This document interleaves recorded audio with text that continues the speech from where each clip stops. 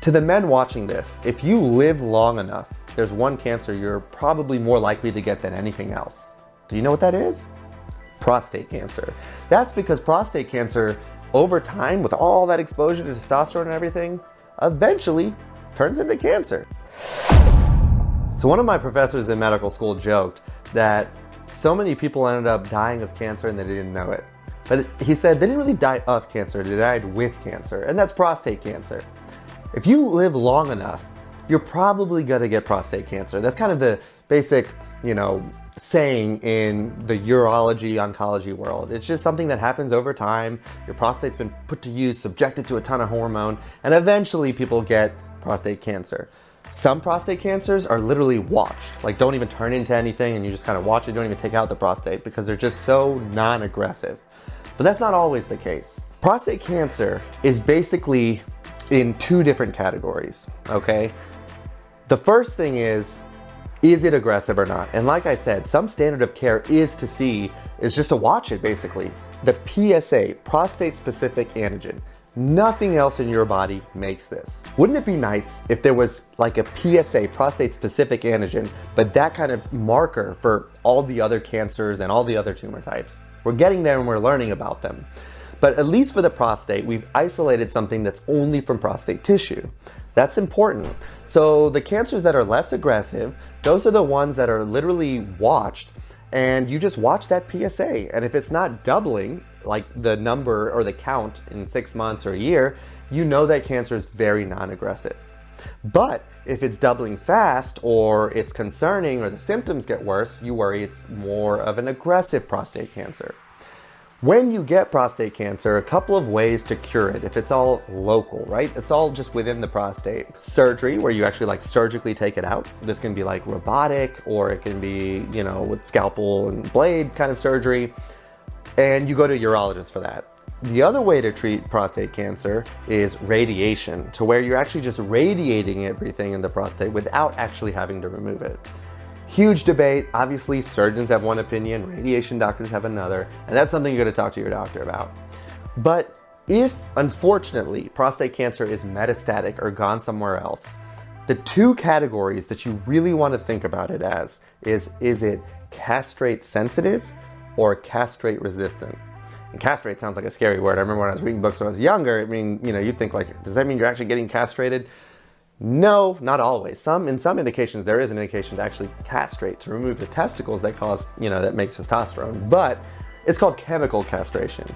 And what that means is you're giving something via an injection to wipe out the testosterone. You might say, why would you do that? That's so cruel. That's because if they say castrate sensitive, that means that by taking the testosterone away, you are basically making all of the prostate cancer go away. So if you have somebody that has prostate cancer that's gone to different organs, and you give them this shot and take away all the testosterone or most all the testosterone from the body, and then you rescan them, all those spots are either gone or smaller, and that PSA gets super low. That's how effective wiping the body away of as much testosterone as you can is, because that prostate cancer was eating that testosterone, not literally, but feeding on it to grow. You can ride that out for potentially years, where you just wipe out the testosterone. Now, most of the time, if it's gone to other places, you also take a pill to help reduce even more testosterone. That is castrate sensitive, meaning wipe out the testosterone, control the cancer. Then you have a whole nother bucket where all of a sudden the PSA starts going up and the prostate cancer starts increasing in size or spreading to other places despite you taking the testosterone away. When that happens, it's castrate resistance. It says, finally, I'm smart enough at this point, I'm not gonna use testosterone to grow. And that is a much more challenging process to treat. That's why trials are so important. What is the next thing like testosterone that prostate cancer is using to grow? And can we find out what that mechanism is? Companies like XCures basically assembles with artificial intelligence every trial on looking at those specific mouths, which we call receptors or proteins, on different cancers, and sees if a drug is effective in the same kind of way as wiping that testosterone away, monopolizing or taking advantage of that receptor or protein on that now castrate-resistant prostate cancer and finding a way to make it melt away in the same way that taking testosterone away did. So if you've been watching or if you've been learning, you may say, isn't it the same way that hormone-positive breast cancer is? Exactly, and that's why hormone-positive breast cancer and prostate cancer happen over time and are an older age, because it's that exposure to hormone. That tissue basically learned to adapt to say, ooh, I really get fed from this hormone, and then turn into a cancer and say, I'm gonna take advantage of it and just go rogue. That's why testosterone and hormone-positive breast cancer both are treated by wiping the hormone away.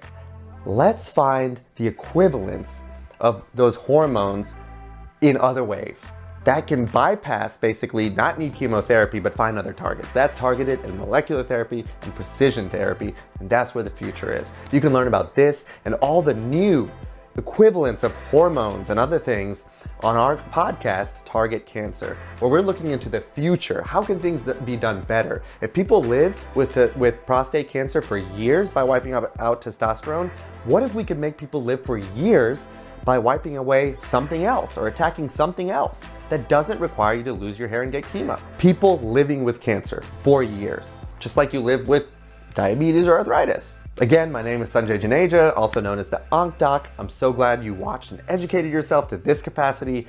Leave anything down in the comments below if you want to hear more, learn more, ask like, well, how about this way to do something? Who knows, you might be onto something to cure that kind of cancer entirely. Hope to hear from you, hope that you share this with your friends, and as always, seriously, reach out because we really want to just do this for you.